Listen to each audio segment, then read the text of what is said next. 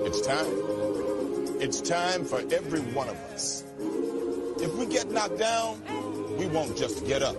It's time we all rise up. Rise up. When stars step up. When a dome stands up. When a city lights up. We all rise up together. Touchdown! When we come on the field, we rise up. Rise up. From kickoff to the last play, we rise up. This is our time, Atlanta. We've been knocking on the door. Now it's time to blow it up. Tell me, what do Falcons do? Rise up. What do Falcons do? Falcons rise up. That's what I'm talking about. There is a flag down on the play, but it's going to be Good morning, everybody. Welcome to another Falcon edition of All In with Nate. My boy Julian will be back on here with me very soon, so if you're looking for him, he will be back. But I want to go ahead and knock this out real quick while I had the opportunity to. The Falcons had a very bad loss yesterday. That was a very bad loss. And there's no other way to put it. If you were at the Benz, the Falcons lost 24-16 to drop to 3-3. Luckily, the whole division lost yesterday. But before I even really dive deep into what I really want to talk about, one of my biggest problems is, number one, I know everyone is going, Desmond Ridder had a bad game. Let's get it out of the way first and foremost. Let me show this comment real quick. Ryan, what's going on, Ryan? Checking in. Tough loss for you guys. I got to get rid of Ridder. I'm going to touch on that as well. One of the irritating things about that loss yesterday is the simple fact that the Falcons let a not so good Commander team off the hook yesterday. The Commanders went up 24-10 early in the third quarter. They didn't score again. The Falcons defense had 5 sacks. The Falcons defense had 5 consecutive 3-and-outs. The offense did absolutely nothing. They did absolutely nothing. They got into the red zone 3 times. 2 of the times, 3 interceptions. It was bad coaching and terrible quarterback play down the stretch. But it all falls back on Arthur Smith.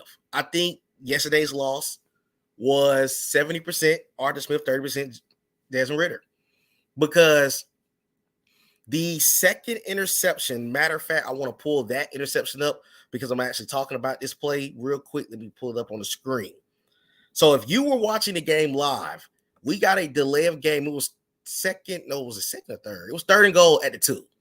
They had already had 2 dumb plays. And then we called our first delay of game. Let me go full screen on this. So we called our first delay of game entering this play right here. And then as you see before I press start on this play, the Falcons was about to get a second false start. And then this was called bad. First of all, the play hadn't come in yet, but this was also a bad decision by Desmond Ridder. I'm gonna mute the audio, but as you see, he just rushed the play. We had just missed having the delay game. He just threw it up for that god-awful interception that ended that drive with 5:11 to go. So that's bad quarterbacking, and that's a bad head coach as well, because the Falcons had multiple opportunities to tie and win that ball game, but they blew it. They blew it. There's no excuse for it. They lost that game simply because the offense have not been able to produce when they need to produce. Entering today, I don't know if a lot of you know this, the Falcons entered Sunday as the 27th offense in the National Football League. After yesterday, they're now 29th. That is the 4th worst offense in the National Football League. For an offensive guru by the name of Arthur Smith, that's unacceptable. He's not a guru. I've never liked Arthur Smith. But when you have a roster that consists of Drake London, Kyle Pitts, Bijan Robinson, you still got a solid running back in Tyler Algier. You still got a solid running back in Cordero Patterson. He may not be 2021 Cordero Patterson, but he is still good enough to make plays. When you have that type of talent, you don't have a legit number 2 at wide receiver, but Matt Collins, when he gets an opportunity, he's made plays here and there. Scotty Miller barely touched the ball. Why go get a speed guy? You're not going to give him the ball. Van Jefferson dropped a bad touchdown yesterday. He actually that was probably one of Ritter's better throws of the game yesterday. So the problem is you got talent, but between bad QB play and inconsistent coaching, this is what you find yourself into. And again, the Commanders, I expected them to have a day against us on the ground. This is one of the talented defensive lines in the league. You had Chase Young, Jonathan Allen, Deron Payne, and Montez Sweat. That's one of the most talented units in the league. However, their secondary is absolutely awful. By the way, let me throw this out here to you all as well. The Commanders, since week 1, had given up 30-plus points to their last 4 opponents. Guess who didn't go over 30 or 20 for that segment? The Atlanta Falcons at home. Embarrassing. It's an embarrassing loss. Let me hit these comments real quick before I continue. John, what's going on, bro? He said they let that game slide. They definitely should have won. Best thing is to put it behind you and focus on getting the W the next game. Anthony, what's going on, bro? He said trade for Kirk. Oh, my God. I don't even want to take that contract on at this point. Michael Thomas, bro, I cannot wait to have you back on here with me. My boy Darius Adele said Ritter sucked trade for Fields. That would require giving up a first-round pick, unfortunately, probably. So, I don't know. And also, he said, hire Kellen Moore as your head coach. We need somebody better back there calling plays than Arthur Smith. He's horrible. And checking in from Jared, what's going on, big bro? He got the Dolphins. Oh, yeah, I had a good win yesterday, y'all. Definitely one of the top teams in the AFC. But I do want to hit another thing that there's an issue with this Atlanta Falcons team. I'm going to pull up Pro Football Reference and show you guys the statistics that I was looking at before I even came on air. I just want to point this out here. Now, as I was talking about the Falcons, let me go full screen with this one. Give me a second. All right. Okay, so the Falcons offense right now is ranked 29th in points. They're averaging 16 points a game in 6 weeks. 6 weeks. You're not winning a ball game in this league averaging 16 points a game. The defense is top 15. It is a shame because for as long as I've been a Falcons fan, this is the best defense we've had in 6 years. If you're a person that will watch the Atlanta Falcons year in and year out, I'm trying to get this thing to go full screen, so bear with me, y'all. If you watch the Atlanta Falcons year in and year out, the problem with the Atlanta Falcons is their defense a lot of times couldn't sustain in the Matt Ryan era. You actually have a unit that can sustain now. And now you have an issue of scoring. The thing that you brought your head coach in to do. It's ridiculous. It makes no sense when you're looking at the situation for the Atlanta Falcons. This team cannot score. The offense is very lethargic. Arthur Smith calls some of the worst play calls I've ever seen. Number one, you have Bijan Robinson as your running back, and you're doing toss plays to Tyler Algier. He's not that type of running back. You could have gave it to Cordero Patterson. Then they have moments in the game where the Falcons, for the second week in a row, went out, had a tremendous first drive.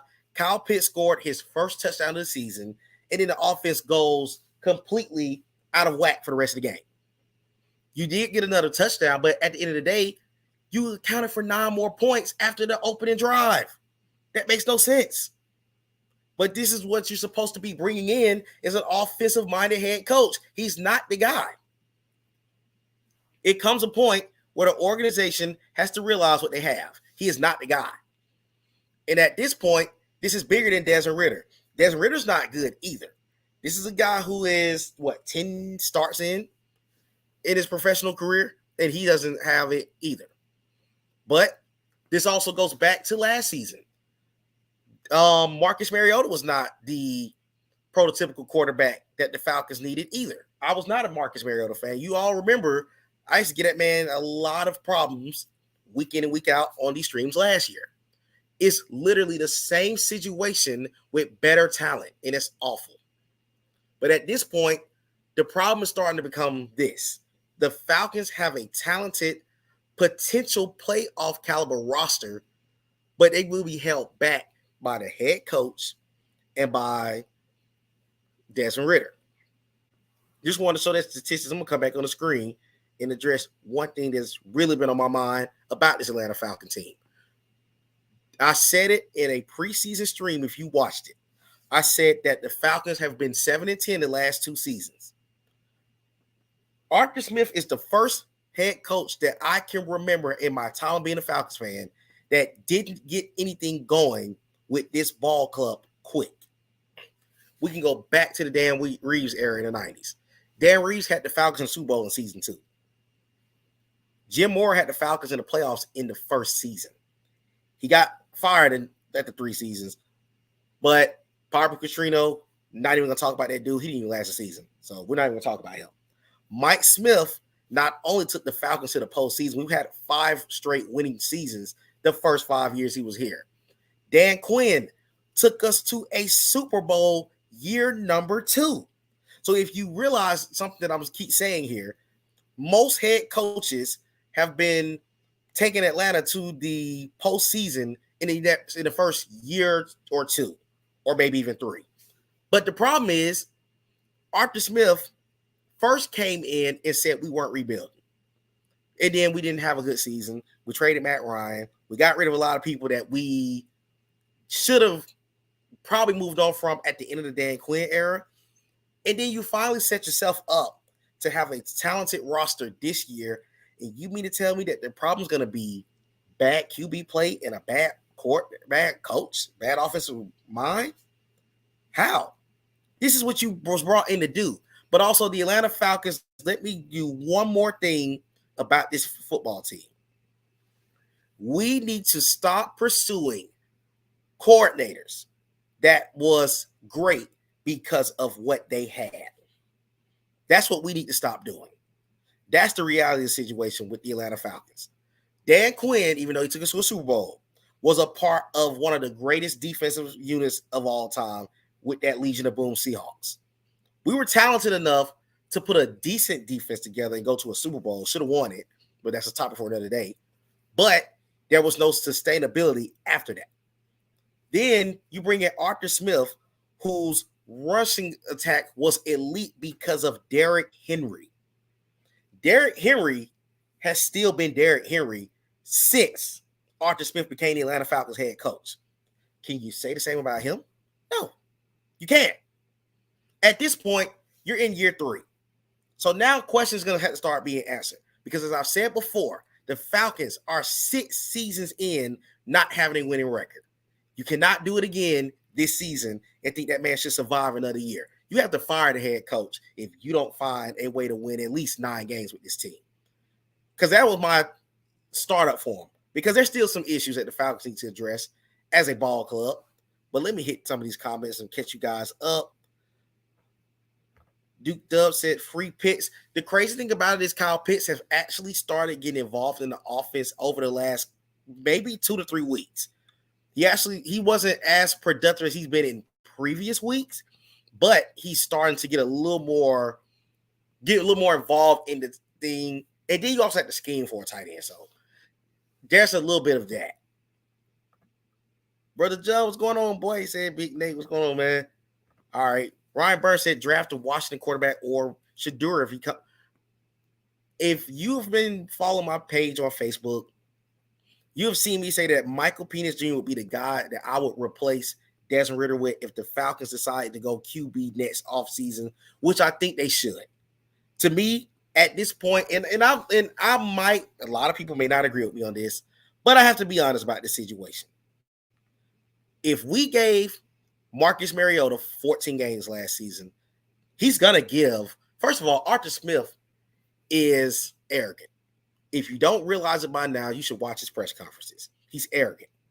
He's not going to move Taylor Heineke into the starting lineup, in my opinion, unless something crazy just happened. We have to either have a bad loss or either the team just starts struggling or something. Something dramatic has to happen for Taylor Heineke to start at QB1. That's just how he operates.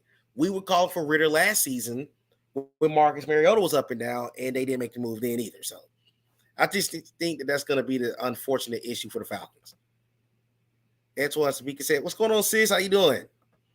And Jonathan said, "Let me tell you something. We got one more year of this until we draft Shedeur and Coach Prime. I don't think Prime is leaving Colorado. I think he's going to put something together there. But as far as Shedeur, I wouldn't be against Shedeur being a Falcon. Absolutely wouldn't be against it." Finley, what's going on, Finn? He said, "Oh, so y'all don't want Ritter." Ritter, to me, is a bridge gap quarterback at this point. He is not an NFL caliber quarterback. And even if he is an NFL caliber quarterback, he doesn't have the coaching staff to develop him. Because that also goes back to last season. The Falcons had the second worst passing attack in the league last year. And a lot of it has to do with Marcus Mariota being bad last year. And then Ritter came in with literally nothing left because Pitts got hurt. And Drake London, he did catch a little fire towards the end of the season, but again, we were so far out of the race at that point. Let's see. Jonathan said we might slide Shala out there too. Interesting. Also said we need Shedeur. Yes, we do need a generational talent at QB, and that's another situation. And I kind of feel bad for Desmond Ritter because you didn't ask for the situation that you fell into. But the problem is, you can't go from 6 years of Michael Vick, 14 years of Matt Ryan to this. And it's going to be acceptable. And then the roster, to me, have been Terry Fontenot put together a good roster. Our defense is pretty good this year.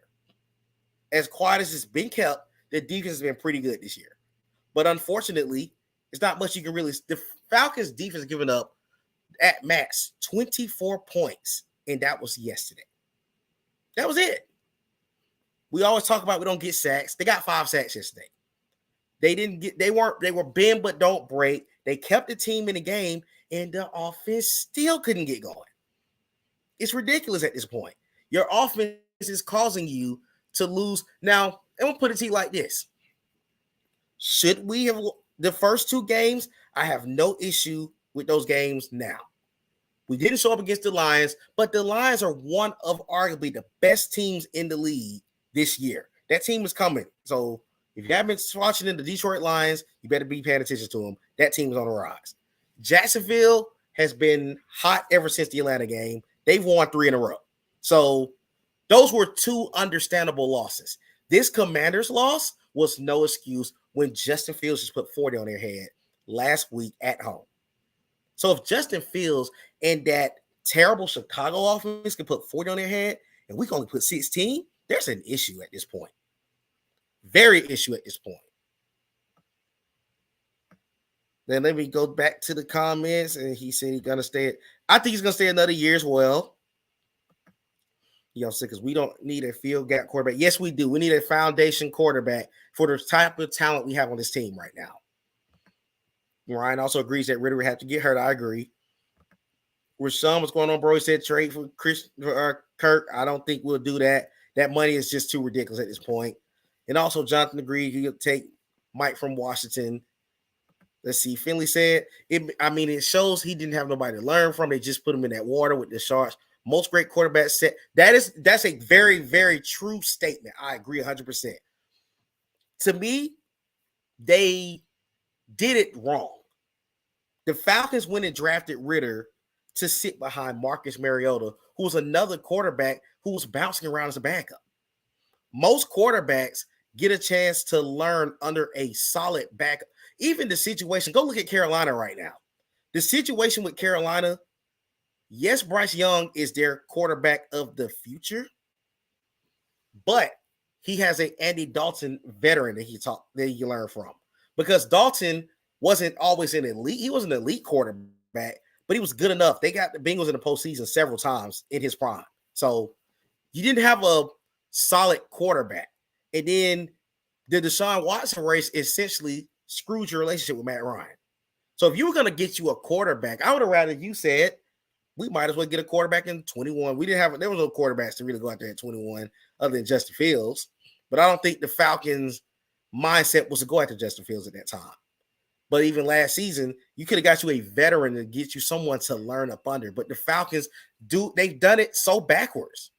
And that's the issue I've had with this ball club for my entirety time of being a fan. It's always one thing that is wrong.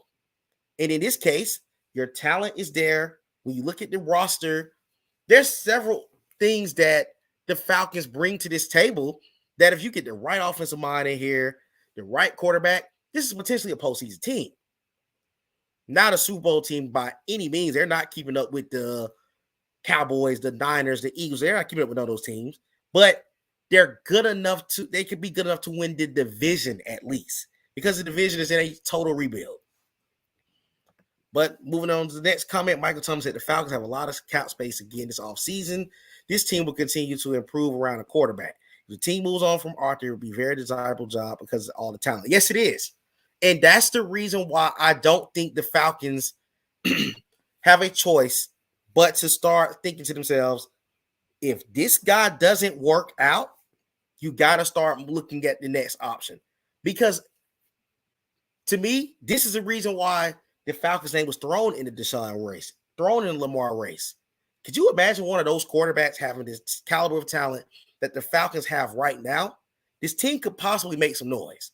But the problem is, you got a good roster, and the two key positions on your team are out of whack. It's awful. It's just one of those things where the Falcons really have to tighten up on. They got to tighten up quick. Desmond Ridder has yet to win a road game as the starting quarterback of the Atlanta Falcons. And our next two games are on the road. We're going to go to Tampa Bay and play a divisional opponent. You have a shot to go in the first place if you win. And then you go to Tennessee the next week before you come back home and play the Vikings. You now have you're 3-1 at home this season. But notice what I just said. We've played 6 games. The Falcons have only played one true road game, and that was at Detroit. You're about to be on the road a lot in the next coming weeks. Something had to be figured out quick, or the Falcons could find themselves not winning that many ball games this year. And the schedule is favorable. But with an offense that's not putting up 20 points a game, you're going to lose a lot of more games that you should have won if you don't tighten it up quick. Rashawn said, got to be hard being, oh, man, you don't know the half of what it takes to be an Atlanta Falcons fan. Whew, you don't know. Let me go back to the stats real quick. I want to bring that back up. But back to what we were talking about earlier. As you see, Desmond Ridder has thrown 6 touchdowns and 6 picks. That's bottom half of the league. The passing attack is bottom half of the league all the way around the board. The rushing numbers, we're decent on the ground, but as you see, we're number 8 in rushing attempts. We're 11 in rushing yards, 18. We haven't had a lot of rushing touchdowns, which brings me to this point. Bijan Robinson has not scored a rushing touchdown in his first 6 weeks. His receiving touchdowns have been the thing that he's received. The week 1 touchdown was a receiving touchdown. The one-handed touchdown last week was a receiving touchdown. He has yet to have a rushing touchdown. This is the guy that you drafted at 8. Run the ball with him. Stop trying to be too over the top. You went and got you a running back at number 8. And I'm not knocking giving snaps to Tyler Algier, but every running back should have their significant design formations, design package. You don't run zone toss sweeps to a slow running back like Tyler Algier. This is what you do for Bijan. You don't run screens and wheel routes to a Tyler Algier. This is what you do for Bijan. Tyler needs to be your physical, I'm going to get you 6 to 7 yards of carry type running back. Bijan needs to be your do-it-all because you don't want to stunt his progression by limiting your play calling to fit his scheme. And that's the issue at this point. Hey, relax. Ryan said they just don't value the running back position anymore. And that's another crazy thing too. And I'm going to tell you another thing that has been noticeable over the last couple of weeks. Teams scheme for the Falcons rushing attack. So you now have to start opening up that offense a bit more. Let me show this real quick, and I'm going to show you what I mean by this week by week rushing totals. Week 1, the Falcons ran for $130. They ran for 211 at home against Green Bay. But since then, they ran for 44 on the road in a loss to the Lions. They ran for $127 on the road, but they had 3 turnovers on a loss to the Jaguars. They didn't run a 400 last week. They had 2 turnovers as well. And they barely cracked 100 yesterday and had 3 turnovers. That's another thing. The Falcons have had 8 turnovers in the last 3 weeks and 10 in the last 5. That is unbelievable at this point. And guess what? Teams are saying they ran the ball like crazy last season. We schemed for that. If you ever notice, a lot of times you may run into a team where the first year, what's the engine of their success? Nobody has tape for it. So guess what? They can't game plan or scheme around it. But once you have a full season on tape, people game plan for your team. So everybody that plays us says the Falcons are going to run the ball. They're going to try to run. So they're going to stack the box. They're going to stack 8 to 9 people at the box, and they're going to force Desmond Ridder to throw the ball. We know it. You all know it, except for the freaking head coach. And that's where my problem comes into play. It makes no sense. And let me come back to the main screen. But that's what the reality of the situation is for the Falcons. You're in a situation where you don't really have a lot going for yourself as far as this head coach. I'm going to be brutally honest. I would not be against us deciding to fire him if this team finishes with 7 wins again. Something has to change. But let me go to the statistics from yesterday just so I can let that kind of explain a little more of my point today. Let me go to this statistics just so you guys can see it. I always try to do this every game. Let me go full screen. Give me a second. All right. So I was looking at it earlier, so I'm going to go back to the top of this screen. So as you see, 24-16 loss. Desmond Ridder threw the ball 47 times. Let me call this out too. Where in the world was it logical to have this man throw the ball 47 times? 47 times. He's not even a consistent passer like this. You predicate your team off of running the ball. He threw the ball 47 times? And you expect, listen, what do you think is going to happen? Those picks are going to happen. These bad plays are going to happen when you're making a technical rookie. He's not a rookie in the league as far as his year pro, but he's technically a rookie as far as the games played. You expect this man to throw 47 times and put up these numbers to win a ball game? It's not going to happen. On the flip side, the Commanders threw the ball 23 times. Sam Howell, offensive coordinator, put him in positions to make solid plays. That man had 3 touchdown passes two in the first half, and then one was off one of those bad interceptions from Desmond Ridder. They got to turn that into a touchdown. So the defense, 14 of the 24 points yesterday, one came from a big kick punt return. I cannot remember who made the return. It may show me in the stats in a little bit. And then Ridder threw an interception, and they got down the field. That's 14. That's a 14-point swing right there off of bad special teams and a terrible decision by Desmond Ridder, who, by the way, needs to stop staring down his receivers on every play. It's gotten to the point where the linebackers are reading where he's looking because he doesn't zone the field. He's making one quick read and he's getting the ball out of there. Major problem. Now going on to the rushing stats. Brian Robinson Jr. led the stats for the Commanders. Chris Rodriguez Jr., he had 4 for 23. Antonio Gibson had 3 for 15. They had 22 for 72. A good day for the Falcons defense stopping the run. On the flip side, Tyler Algier, 13 of 51. Bijan had 13 carries for 37. Desmond ran twice, and Cordero Patterson had 1 carry for no yards. 29 carries for $106. That is not a lot of positive numbers when you really break that down. Because the Falcons, who predicate themselves on running the football can't run the ball right now. And I knew it was going to happen yesterday because that's one of the better rushing defensive units in football. Their secondary is horrible, but they can stop the run.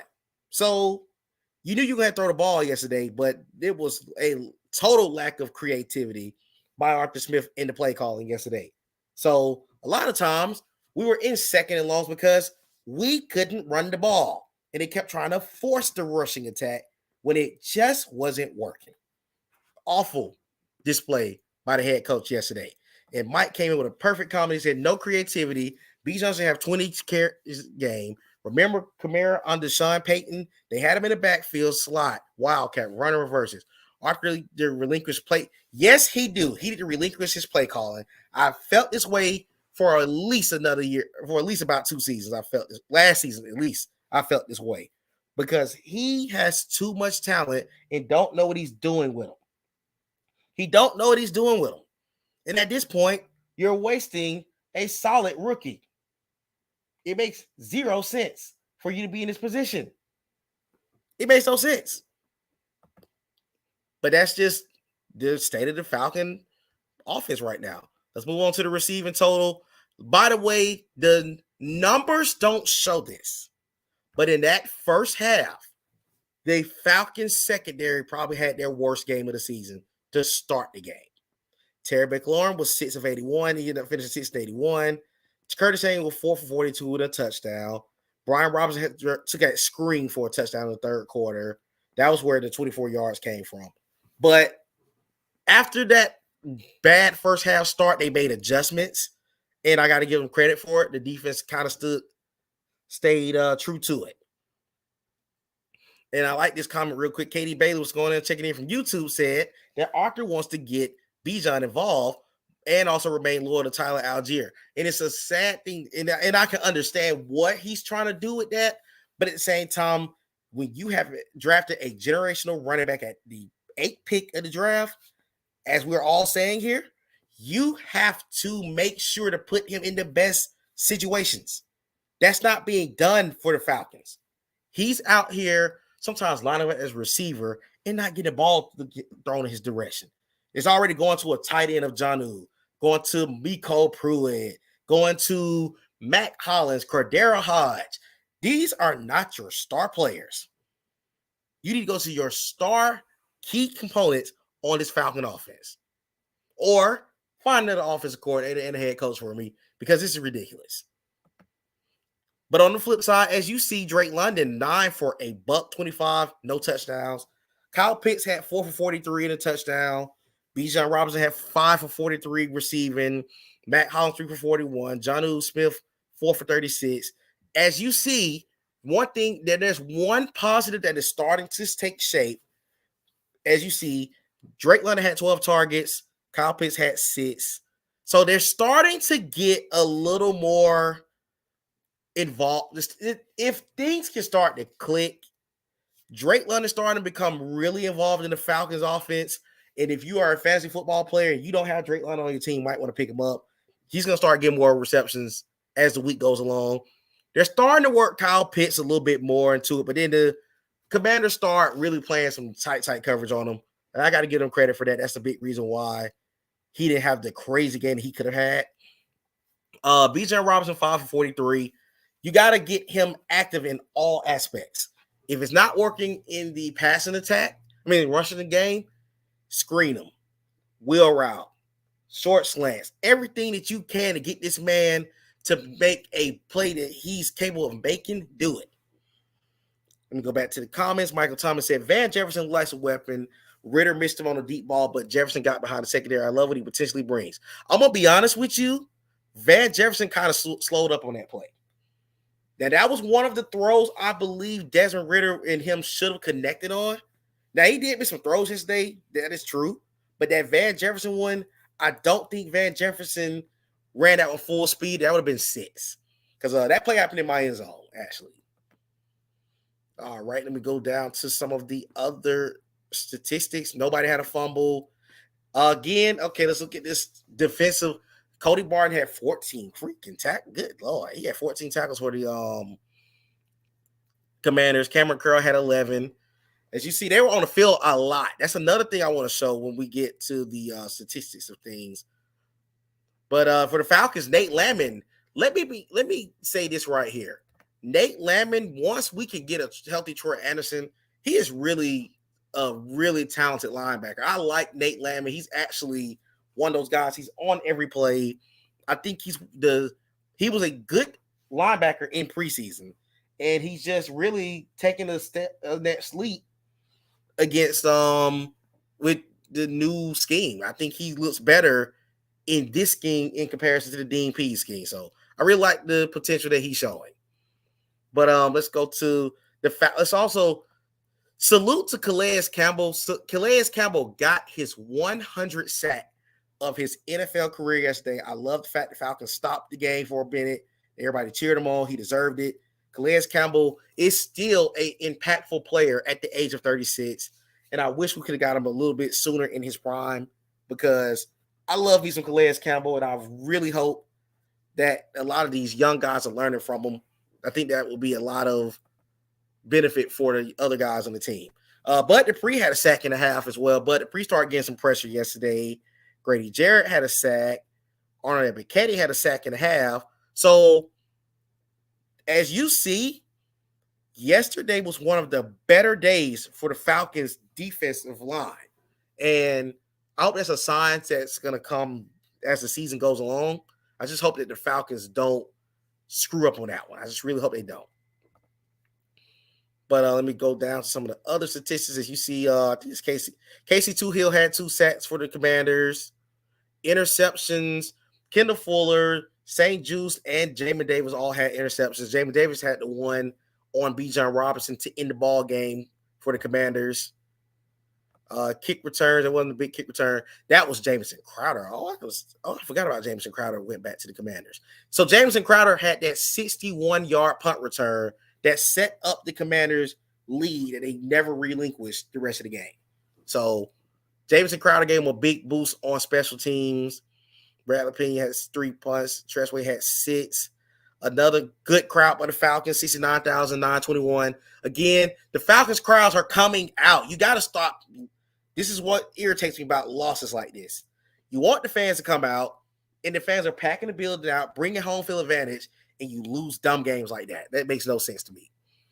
But let me go to let me try to find I want to try to find the team stats. That's what I'm looking for. Just to show you guys another discrepancy of Arthur Smith. The Falcons had 25 first downs yesterday in comparison to the Commanders' 13. 18 passing first downs to 9. When you look at these statistics, they were horribly 5 of 15 on third down. The Commanders was 2 of 10. The Falcons went on fourth down 3 times and only got it once. One of those times was a very dumb time that they went for it, which was before the half, where the Falcons went for it on 4th and 3, and there was no conversion.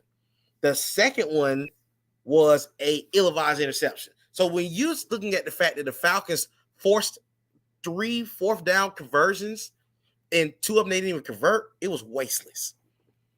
Also, look at the statistics. The Commanders had a total of 193 yards of offense. The Falcons had 402. The Falcons had 296 passing. 3 interceptions, that'll lose your game also. Ran the ball more than the Commanders. Less penalties than the Commanders, but 3 turnovers. Lost turnover battle.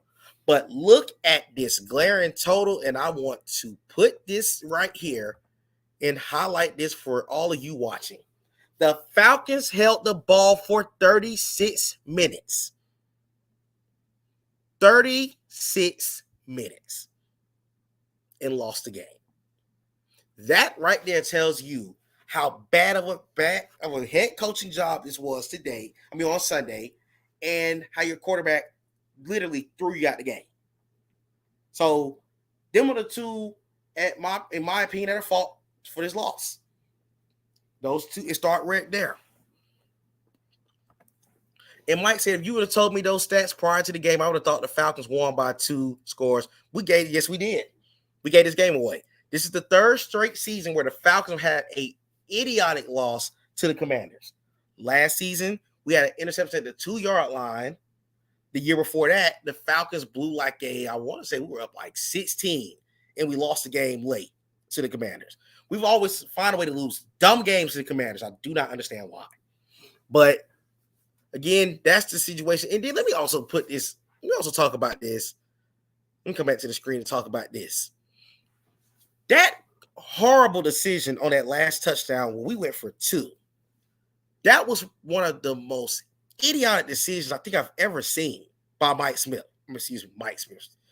Forgive me, Mike Smith. You wouldn't do that this stupid. Arthur Smith. Arthur Smith went for 2 points, down by a touchdown. Why? You only down 7. You got the ball back 3 more times. You possibly could have won the game still.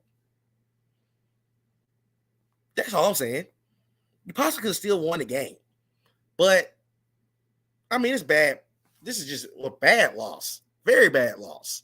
And I hope it don't come back to haunt us and we miss the postseason because of a loss like this. My boy from Speaky Piece Talk Show checking in. I agree that I was you and me both. I was steaming leaving the Mercedes-Benz Stadium yesterday. That was awful. But I'm hoping that this kind of game don't cost the Falcons down the road. I hope they can rebound from this one. You're going on the road for the next 2 weeks. You got Tampa and Tennessee. But some of my final thoughts on this game. Number one, I think the seat's going to get hotter for Arthur Smith. That was, at this point, yes, Desmond Ridder had a bad game, but a lot of us fall back on him. Also, the play calling, the Falcons on the last drive where the interception was thrown to Jamin Davis. Desmond Ridder is visibly screaming at Arthur Smith to get him the play out. How you don't have the play? How's that possible? You're an offensive-minded coach. How do you not have the play ready to go? Next play turned out to be a pick. The delay of games back-to-back. That's also from inexperience at quarterback and not having this offense down pat. That's a microcosm of both. Bad coaching turns into this. It doesn't matter how talented our defense is. If this offense is keep putting you in position to lose, you're not going to win a ball game. It's not going to happen. It's unfortunate, but it's not going to happen. But it's a sad situation that the Falcons are in.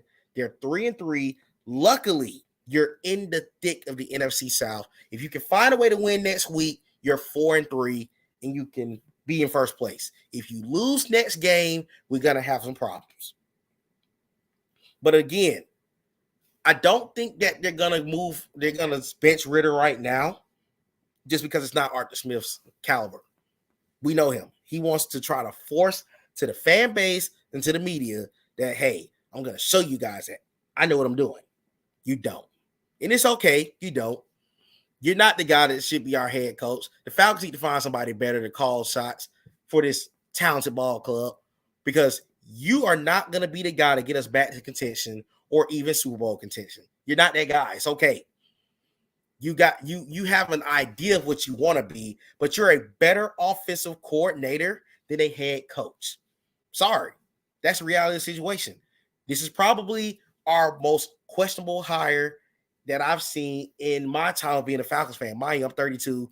I've been watching the team since the Dirty Bird season. So the guys that I'm used to, they had a plan. You went to the postseason with these guys. This man right here, I don't even know if we're going to make the playoffs with him as a head coach at this rate. And that's bad to say. That's the reality of that situation. Number two, in my personal opinion, I think right now the number one need on the Falcons is quarterback. Nothing against Desmond Ridder. They'll probably let him finish the season out as QB1, but it's going to get to a point where your QB is going to hold you back. That's the point of the situation right now for the Falcons. Your QB is going to hold you back from really contending long term. And with the plethora of quarterback options coming out in this year's draft, let's go ahead and be real. I know a lot of people scream about taking for Caleb Williams or Drake May. We are not going to be that bad. That's just the reality. This Falcon team is talented enough to win games, so you're not going to be in that picture. But what you will be in, well, he may not even be around at that point either. Michael Penix Jr. probably just got himself in the top 15. But you may find yourself in a Penix Jr. race, a Shador race if he comes out. I don't want a day of Bo Nix, so let's go ahead and get out of the way. I do not want Bo Nix as a Falcon quarterback. But you got some options at quarterback that you can explore this offseason. So the Falcons going to have to start looking into that long term. And the one thing that I still will say, the Falcons had 5 sacks yesterday, but the Falcons still could use a legitimate pass rusher because the guys can get after the quarterback, but you need a guy like you have Calais Campbell. He's really talented. Grady's talented enough to get pressure. David Onyemata gets pressure, but you got a lot of rotational guys that can get pressure on the quarterback. You need a legit pass rusher to where this guy right here, I have to focus on him the whole game. This is what you have to focus on the whole game. But that's where the difference of yesterday's game was. You got 2 guys on the Commanders that you got to account for. You got Chase Young, who's going to be in your face. He was in Ritter's face a lot yesterday. You got Montez Sweat, who can get after the quarterback as well. You got to find one of those guys who you're the Falcons on defense. So that's my take on that. Let me hit these last 2 comments. Reggie said, both this is trash. And he said, I don't know why y'all giving up on Desmond Ridder. I'm not going to necessarily say that I've given up on Desmond Ridder, but play got to be better. Or it's going to be new quarterback in here soon. But I also say a lot of it stems back to the head coach, and it stays on the head coach because you just pointed out what I was just about to say. This is very true. He is not ready to be an NFL quarterback, and it shows, and it all falls back on bad coaching. And unfortunately, I feel bad for Desmond Ridder because he is just not ready right now. And this team has playoff expectations that they have set for this fan base. So you unfortunately need a guy that can produce wins for you at this point, because 9 wins was my goal for this Falcon team. I don't even know if they're going to get there at this point unless a lot changes. Reggie also said he is not ready as bad. Oh, yeah, it's definitely bad coaching. I definitely agree. I'm very, very off the Arthur Smith train. I wish he'd be fired. And Michael Thomas said, I believe that the Danielle Hunter's on the block. Would you go for it? Depending on the price. But hypothetically, would I bring Danielle Hunter in the Falcon uniform? Absolutely. He's one of my favorite pass rushers in the NFL right now that has years left in him. So it would be great to have him here. But that's my take on the Atlanta Falcons and that ugly 24-16 loss. Me and my boy Julian will be back in here at some point this week, probably today, maybe even later on this week. And got to get ready for the Buccaneers. Got a big NFC South game coming up on the road Sunday at 1 o'clock. But until the next time, I hope you guys enjoy your Monday and rise up. Hope the Falcons can pull it together, or you will see me ranting again next week. Until next time, it's All In with Nate signing off for the Falcon edition.